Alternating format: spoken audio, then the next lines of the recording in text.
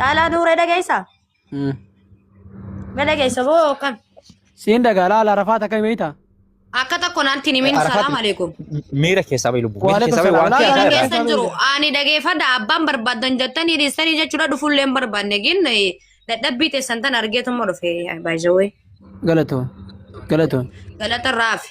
Soo jechuudha waan abbaan of bira jiruuf dubbii abbaan bira jiruuf lafa laftanii of hin dararina manaan dhubuufattina suuraati yoo beette kabajaa beette kaasu baannaan I don't care. Akka barbaachitu suuraa teebari Arafaat koy deebi'ee suuraa teebari suuraa namaa kaawwatan malee yoo ta'u isinitti hin tolle naadhiisa okay koy Arafaat koy dhageeffadhu nama yeroo baay'ee koy aqli naadhiisa rabbeedhi namni si arrabsuu koy ni aqle namni si arrabsuu yuu mucaan suuraa tee bareedduu si akka gaariitti kaati si akka namaa jirtu fuudhee si fide malee arrabaa miti kun yaada kee gubbatti marii yaada namoota barbaadaa jiru akka fakkootatti kee barasitti Salam alaikum. Koi anda jedhu koi mee leenjo Arafaat nuti siif rakkannee asif fala barbaadaa jirraati koi akkamitti akkana taate koi Galatooma waa'ee kiyya naaseenaa mikinaatoo maaliif naaseenaa Arafaat koi Arafaat koi Salam alaikum takkaan obboleessi yaaqile ati obboleessi waa'ee kee dinne waa'ee daa'ima keenna haasaa jira nuti waa'ee daa'ima keenya gagaraa jira daa'imni keessan kami Arafaat dhageeffadha. Sabbira tareessi fuudhaa micayyoo saniif fuudha jedhee bara akkasii waadaa galee taa'aa jira. Maal na fuuta abboon? Na beeyta? Arafaat koi dhiisime Arafaat salaam alaikum. Waalaikum salaam.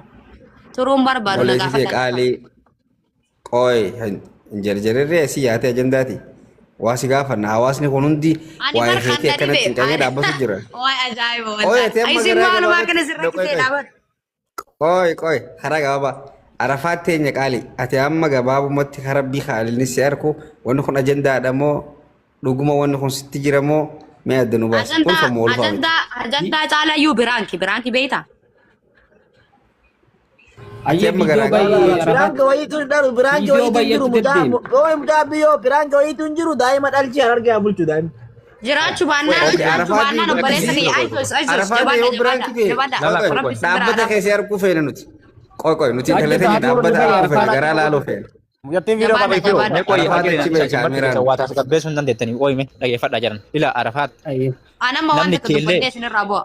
Way lubbuun dubbattaati miira keessaa bira rabbii maal taasisa nama miidiyaa fayyadamu nama guddaa miti ati hay akka daa'ima maa godhatte. Dhageeffadhu guddaan rabbii takka farratti jireenya duniyaa kanarratti ani Arafaati jechuudha warabbal kaaba asoo sheekiin fi qeessiin fita dhufte mataa kiyya gannan qabu kana beeki. Barka bajaadha malee ila bar sodaan qabdu yaa.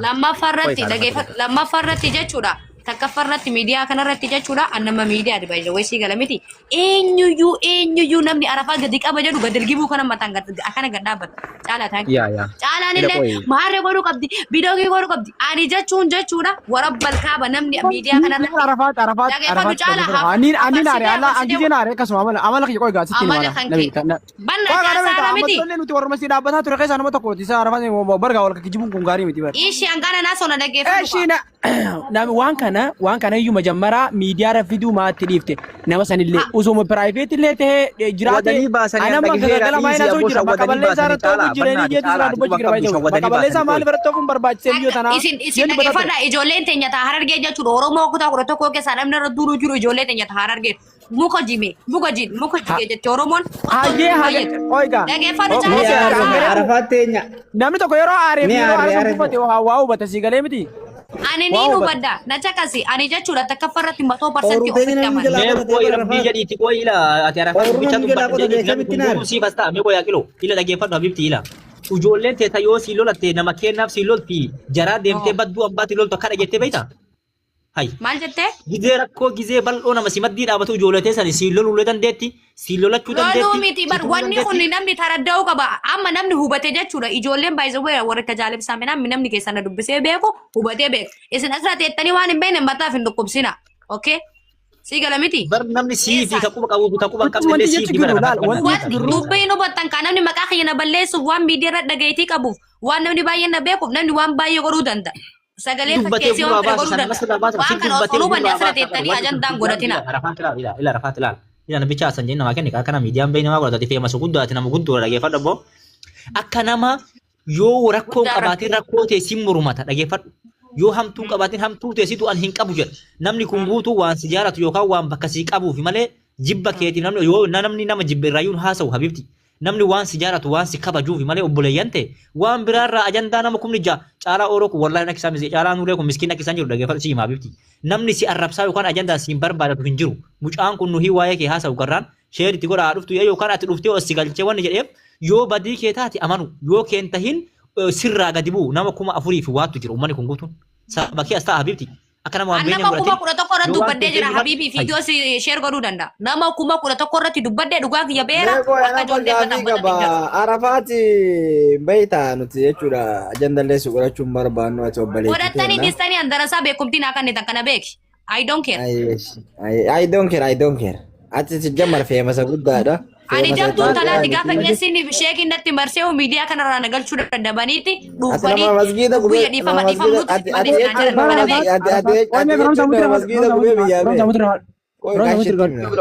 Yesus abaare mootii mutira haadhu gaadhurra amala arafaat nama masgiida maal godhe jaa kun boo kun ka masgiidni abaareeti dhiisi firoomsaan ifuu abaarsa qaba firoomsaa jira firoomsaan abaarsa qaba dhiisati dhaggeeffadhu arafaat laali namni tokko yeroo aariif yeroo naariin waa hubachuu danda'a amma namni tokko nuti akkuma keetiiti miidiyaa irra dhageenye malee waan baay'ee soite bar waan baay'ee soite baay'ee boo soo dubbatan baafata biloogii fakkeenyaaf yeroo mari'am jechuun arreewa biraa deemelee duudee baddeen na jaalatti inuma hamtuuti yankan takka dandee eeshi doko sinjaalatu jenne arfaa duu qabjettee bar jala nama jecha narra gaggeessee barate akka nama harka kee eeggatu arfaa duu qabjettee anu joon bira jiraatte iyyuu fakkeenyaaf yeroo san yeroo naaree sanitti siwini qala nuti rakkoon ta'e jalaal ijoolleen argee jechuudha narra duultan guututti narra duultan duula keessan ani baay'ee bareesitu ta'e isaaniiti abboo intaltu sirnan beeytu si intaltu sirnan beeytu situ ta'e isaaniiti bar Anatas gabbeessaa qoy caalanat arafaati qoy anas dargabbeesse arafaat ijoollee teenya taarargee wanni isaan aarsaa jiru ooruu teenya akkamitti namni jolaa qototaadha ani ilaalee ooruu qoto akka qototu gisee ooruu qota san eenyutu nogee moo maalitti kaan jedhan gizeetti kaan akkamitti agartan jarumatu maali kanuma warruma qotee biqiltee fi jaanii isi warri miidiyaa kun waan dabaafadhaa yeroo jantaa godhatan ooruu qotamte moo qotamte amma karaa qabat ooruu qotamte moo rabbii haadha keessaa muitii irraa qabadhaa bannaati muitii irraa qabadhaa mee qoyaa mee bannaa quwaa taas gabbeessuu yaada dhageeffadhu isi warri tiitookii kun jechuudha takkan dubbatina isi warri tiitookii jechuun waan takka dabaafadha wanni kun ajandaadha moo wanni kun biraanki moo wanni kun dhugaadha moo wanni kun dhara jedhaati adda baafadha dubbadha biraanki illee ta'uu arafaat mee qoyi mee naa dhiisa tokkitti ilaala oromoo kanallee sammuu doomsitan ofillee sammuu ofin doomsina ani lubbuyee jechuun geema isin irratti taphadha geemii arafaat yeroo takka na dhaggeeffadhu dubbiini qoratamtee dhufte perfekti jala sararreesitti maali qoratamtee ka dhufte maali ati qoratamtee dhufte jedhu na dhaggeeffadhu dura afaan oromoo haasuu jira qoratamtee dammeeyyee keessaa si dubbisa ishii bareedduu gaafa qoratamtee dhufte caalaa nuuree wanni asirra baasee fi osoo nama biraat fakkeenyaaf ijoollee biraa laal mataa gad deebisanii si arrabsaa turan kabajaa keetiif laal bakka guddaa si gaa'uuf laal ati nama dammaqaadha si jechuun nama dammaquudha laal beek perfekti jara sararreesitti maal kanaaf fidee caalaa nuuree suuraa kee maxxanse malee waamenya keeti miti koottaa mucattii tana biraa dhaabbannu jennaani anis akka nama tokkootti mucattii tana yoo fakkeenyaa fi hadhiibamtu taate gara kiyya qabaa baqumra gara jala sararriisti maal nafuutuu fi hara kiyya qabaa jette si fuudha wallaahi billaahi si fuudha asii asirra naqalan si dhiisu fixattee maasoo kee fixadha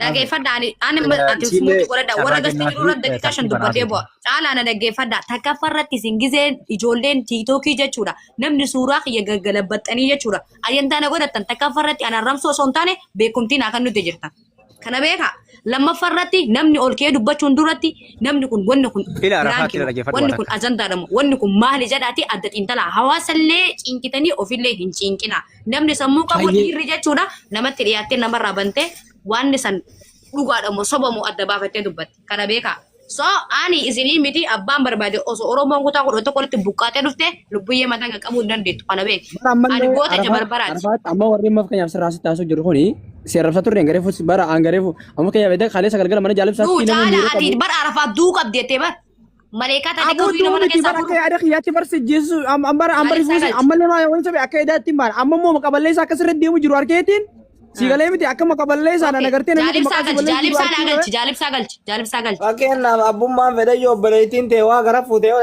me nyum chaba samira yesin dem sa yerbu Jaalibsaa ko galchi. jalib sa ko amma nage fadu nuti anamma jalib sa falle regotu tinjira ngare mali makaballe sa rato ftani yede lolu jir mali balle zaman Jaalibsaan hubateera habiibi. Jaalibsaa jechuun nama yaadambi. Anamma maaliif Arafaat ulfeesse anan ta'inii jechuudha galgala qaba. hay jalib sa bodre Maa Arafaat ulfeesse anan ta'inii jechuudha. Jaalala taa'ee dhaggeeffadhaa jarana. kun jaalala Jaalala keetiif malee ila qoy mee Arafaat ani nama ulfeessee gisee jira maa sun anan ta'inii si jaaladha nama si kabaja. Maa ka ulfeesse anan ta'in jechuudha jira Akkoon garee. teessan maali ni beeytanii? Wallahi billaa Arusiin waan. maa ulfeessitiidha. Arusiin maa ulfeessitiidha. Aruusiin akka ulfeessite maaliif beeytan isin? Akkas jedhan akkasi dhageenyee bara. Ay soojii amaar. ila amaari hay sabu jedhee ila dhaggeeffadhaa bifti aandi gisee bichaa lingari dhaggeeffadhu si Andi gisee wayitu hin jiru. Ashile chome ko himne kutte ana dubatan lali arafat akka eda hasoinirra akka eda dubbanirra media hara diema walte irra guyyaa kana guutuu jechu sigale miti Yaa. namni kun maqaballee saadamo dhugumatti gartee miyyoontin ulfooyteedha namni immoo fakkeenyaaf gaa ulfooytee jirti yeroo dhagaan ani yalee sagalgala yeroo mana jaalibsaa dhufu liivii jalatti namni guutuun barreessaa ture kootti mana jaalibsaa naan jedhan komantiitu liivii irraa na baasee mana jaalibsaa dafiti yeroo nu fachirraa soo jirtan ati moo gaanii beeyta ajandaan kan kee deddeebi'ee jira ajandaan kan kee yeroo hundanii deddeebi'e ni oowwalle ajandaan kan kee mi'aadha siigalee miti miidiyaa kanaaf immoo namni wanti sirraa haasa'uuf waan si jaalatuuf walee namni osoo si hin jaalanne namni kun wanti silaalaa yuusu baalaa wayii silaalee sirraa hunaa soo baay'isa suuraa isaa kaatee namni fakkeenyaaf amma dhageettii qabu as gubbaa amma fakkeenyaaf ani yoo xiqqaatee naaf itti kuma tokko feemasaa sirraa suuraa tente sirra kaadhee haasa'uuni wantiidha uzoona sirraa nama kana gayyaasee nama 500 jala taa'ee geema fa'aa taphadhee anaaf faayidaadha ni beektaa akkasitti. Of course. Eewa soo kanaaf immoo maqaballee isaa kana moo arafaat dhuguma waan kana qabdii ka jedhuutu gaafii nama hundatte you know soo kanaaf ergasii immoo mucaan biyyoota dhufee yoo biyyoon tun agartee kana taates ta'uu baattees nam fuudhaa jedhaa jira kana kan nuti haasoo jirru Amma dhageeffadhu. Qoy. Arafaat akkasii qabee qoy dhaabbadhu. Caalaa waan Dubbiin guddattee barreetti hin feene jettee Oromoon. Tanii wajjira deemjoo hojjaa qoy. Qoy Arafaat dhageeffadhu. Yoo Arafaat obboleettiitti yoo taate ta'u jira dandee waan hin ja'uun hin jaa akka obboleettiitti. Arafaat dhageeffadhu. Yoo tan ajendaan akkanaa Somaalee keessa ture micoota katanuma beekamtii qabduun ulfooyte ja'anii laayif gubbatti fincaan naayitee testi gootee uummata Somaalee kana guutuu garsiise laayif gubbatti. Ati intala dhalaatii ajendaa feemasaasi. Feemasummaan Ahaa, asii fincaa keessatti agarsiisuu qaba. ajendaa fiduu dandeessa. Qoy obsi dhageeffadhu. Aye. Ati ajendaa karaa garaa qabaachuu kana haala fiduu dandeessa. Dhalaan garaa qabaachuun garaa qabdii ulfa garaa qabdii odoon hirmuun dhufe jechuun maqaa bareedaa miti. Karaa kanaan feemasummaan beekamtiin ajendaan haasirraafu. Namoonni karaa kanaan ajendaa finna jaanii si mari'achiisanii ogguu nuti akkana jennellee ati maal jee haa ajendaa goonaas hin jaan karaa bareedaa miti. Ajendaan karaan itti godhan hedduu jira. Ati karaa maqaa kee balleessu karaa fokkotaa kanarraa iftaaruudhaaf teesti yoo dandeesse an akka wallahi waan dhugaa siin jedha shakkii fi waan maqaballees namni borutu isaa arrabsu kanarraa mana haakimaa deemii takka cheeggoodiiti ani garaan qabu jechuudha yoo dandeesse akka Somaalitti sanitti teestii irratti buusiiti kunoo Arafaat qulqulluudhaa garaan qabdu jigarsiisi waan kana keessaa bahe. Booda namni firraa baastee siidaa maqaa hedduu sii dhufa. Uummanni dubbiin ifatu. Rabbi jedhi qoy takkitti Carraa kanaaf mee ni haasofna warree dubbatan kun amma leencoo itti dhiisi. Amma dhageeffadhaa carraan hin jiru takkaffarratti lubbuun namaa hin baane namayyuu tiitookii fayyadama tiitookii walitti nu fide miti takkaffarratti already jechuudha waan kana hudduu namni hudduu fayyaa xixiitiin jedhu jette Oromoon mammaqsa kana naa qaba ani 100% ofitti Maal jettee mee mammaaksa maal jettee namni hudduu fayyaa xixiitiin jedhu maal jechuu? yaani ofitti amana sodaadhu piraan gizin godhaa jiru Oromoo hawaasa shawadina Firaan killee isaatiin dhaggeeffadhu nu kasiin jenne dhaggeeffadhaa jarna bakka tana sodaatina. Ati Habiibti intala warra guddaati dhaggeeffadhu muhiiti qabadhu. Ati intala warra guddaati intala guddoo intala nama guddaati dhagaye waan jettu hin jiru dhaggeeffadhu siimna Habiibti dhugaa walti illee. Akkuma dhaggeeffadhu ati singalchu ati abbaa manaati silati maa kana akkanamtu. Dhagaye bassi garaan nyaate waa'ee keetu garaan nyaate waa'ee kana raasuu irraan qabu. Namaa jira usku muutii qabadhu ishii. Dubbina nagaa seena miti muutii irratti dubbina. Achi dubban lubbishaa. Okay, jallisati muutii godhadhu. Okay, mira keessa bahee gizee haa ta'u. Gasti nama kuma kudha takka irratti jechuun mustariyaan san jechuudha. Mustariyaadha mutam. Ijoollee teenya taara argee jechuudha mustariyaan san. Arafa takkana taate maasrajaa qabaa, kaardii manaa kimaatiin geessee qabaa. Akkana kana jettee achirratti kaaste isiin. Isiin akkuma kaaste itti hafittu isin dammoo hawaasallee cinqinaa ofillee cinqinaa gaafaan isinitti dhufadheen akkana isiniin jedhe eeggadha. Sinta mana gasti kuma kudha takka irratti marjajaan qabaa maaliin qabatee tun taame. No, anaatu jaan qara akkas jetteen jedhi ka. Jaalibsaan akkas jetteeni ishii erga qabattee jette natti fidi jedheen.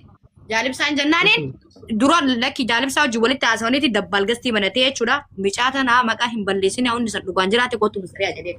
Fatiyaa yaamee gaafate fatiyaa micaa tana akka nama takkaatti siimoon wajjin gala siituutti dhiyaata edda deemte ji'a saddeet muluu si bira teette. Micaa tanaa akkami jedheen. Wannummaan takka irra hin jiru wajjin jira ana tamana wajjin galtu beektaniin fatiyaadha. Okay. Micaa tana bilaashin maqaan hin badu erga fatiyaa akkana jette maasrajjaa jira akkasumatti ni eegi mustariyaan haa dhuftuudha.